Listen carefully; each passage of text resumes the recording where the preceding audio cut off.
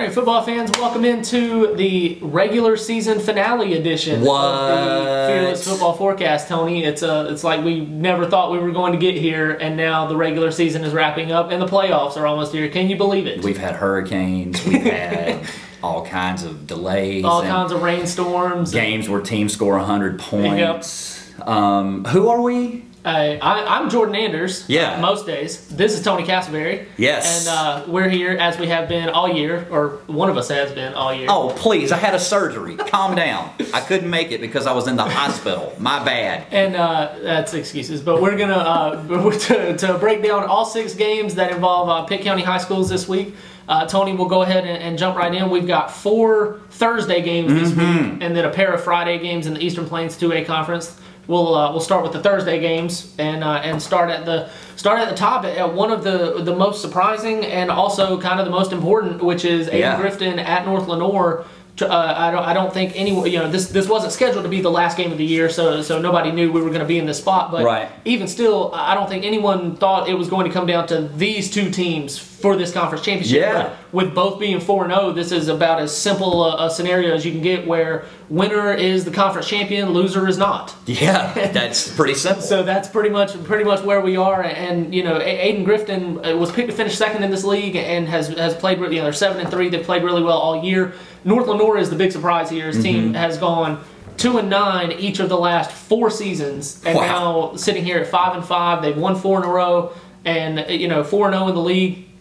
Beat some teams that they've never beaten in the league before this season. So this is going to be a good matchup, and a North Lenoir team that Paul Cornwell told me earlier this week. They've got they're the Hawks, and I guess kind of taking it a bit literally, they're a very kind of a ball hawking defense in terms of creating turnovers and being able to put themselves in a position to win some of these games that they've won. And Coach Cornwell talked about that's going to be the biggest key, is making sure that they hold on to the football. Aiden Grifton, when you think of them and you think of Coach Cornwell, you think of being disciplined and not making those mistakes and beating themselves. So it's kind of on opposite sides of the spectrum to see who's going to come out on top there. But I think it's a cool story that North Lenoir is here, but this is an Aiden Grifton team. This will be their 3rd conference title in 4 years if they win it, and I think they go on the road. They continue to ride Monica Whitehurst, and they get the win and win run the table in the conference. No doubt. Thank you for letting me talk. I didn't know if I was going to get a word in there.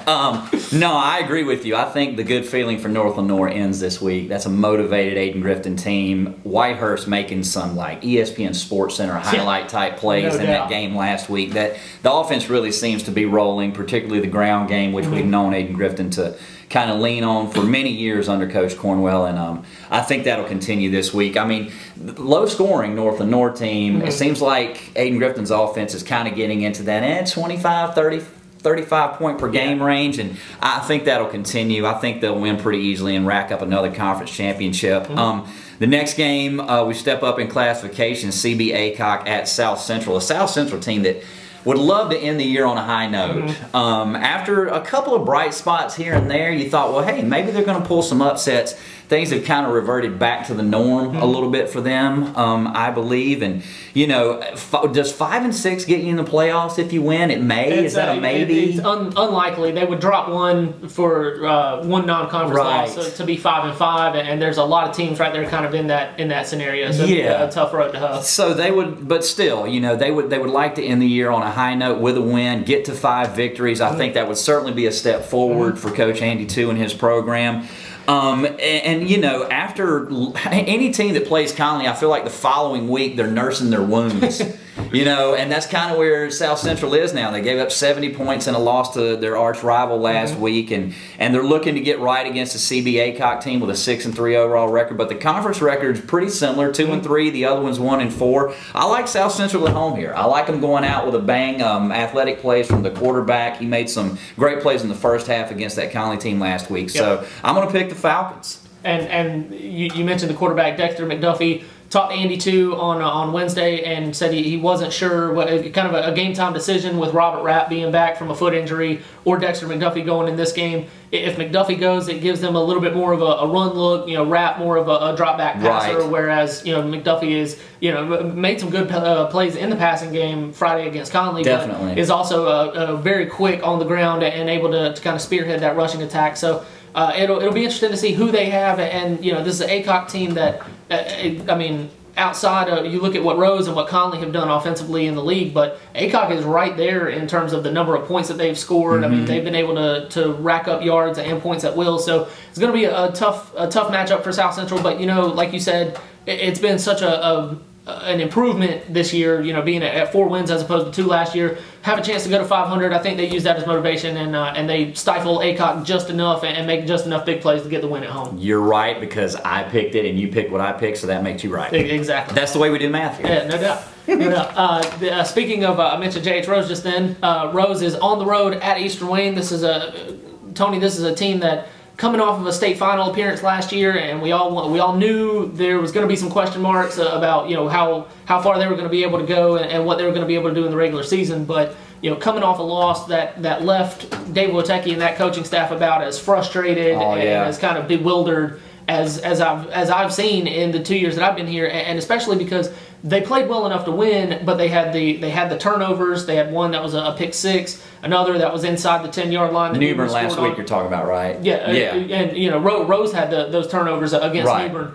And you know, coming off a game that they were in position and could have won to give themselves the inside track to that conference championship. So trying to bounce back this week at Eastern Wayne, you know, a favorable matchup. Not, you know, maybe Southern Wayne is the team that you most want to see if you need a win in that league, but Eastern Wayne is not far behind with how far off they've been this year. So you know, Rose has a ton of questions to answer, and this is not the time of year that you need to be trying to do that. But if you have to have a week like that going into the playoffs, I think Eastern Wayne is a good one for them to have, and I think they exercise some of those demons at least and get a win. Yeah, I mean, it's weird for them to be talking about possibly getting a share of the conference title at 5-5 overall. But I mean, league play is what you play for most of the time, and that's where we are. Certainly at this point in the season, sometimes all you have left is to play for those league bragging rights, and still a lot to play for Rose. They have E.J. Harris, and that makes them better than Eastern Wayne, in my opinion. So I'm picking Rose in a pretty easy victory there. And speaking of easy victories, I'm not going to spend a lot of time on this one. I don't think we have to. Southern Wayne is 1-8. They are not very good. D.H. Conley is 7-3 and scores about 100 points a game. And they are pretty good. And they're pretty good. I'm picking Conley in that one, and I don't think it's close. Jordan, what do you think? I think that Conley has outscored Southern Wayne 154-7. Jeez, oh Pete. In their 3 meetings in this league. I don't think they get quite to that point. You don't think it's going to be 80-0? I do not, but I think this is a game that Conley wins fairly easily and rolls into the playoffs on a pretty decent note. Yeah. So now, just to break it down, what does that mean if Conley and Rose both win? Do we have a clear-cut conference champion, or is it a share? No, they will share, because all three, them, Rose, and New Bern will all have beat each other, and they will all share the conference title, and then it will be a three-way conference championship. Exactly, and then for seeding in the state playoffs, it will be a draw. Oh, that's right. Yep. Oh, see, I love that. They should flip a coin the way they did in that movie, Friday Night Lights. Go see Friday Night Lights, guys, in 1990. Never mind. I never saw Friday Night Lights. Oh, man, it's excellent. So, Billy Bob, he's great. I'll have to check it out. He's really good. I'll have to check it out. That's what we do. We give movie advice. We break down football games. Welcome to RottenTomatoes.com.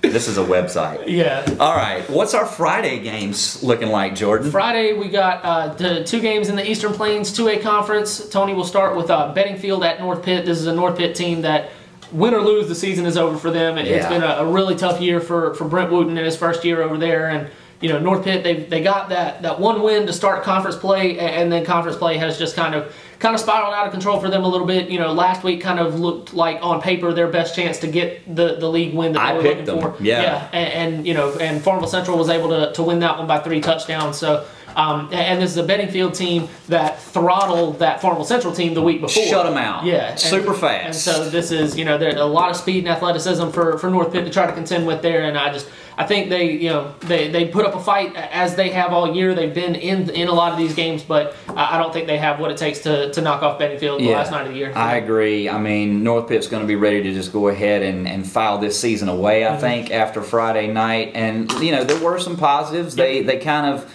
seemed like the attitude might have been a little bit different from the team. And North Pitt's pretty fast, too, but they're not Bedingfield fast. I saw that Bedingfield team in person, and, man, they are so quick at every spot.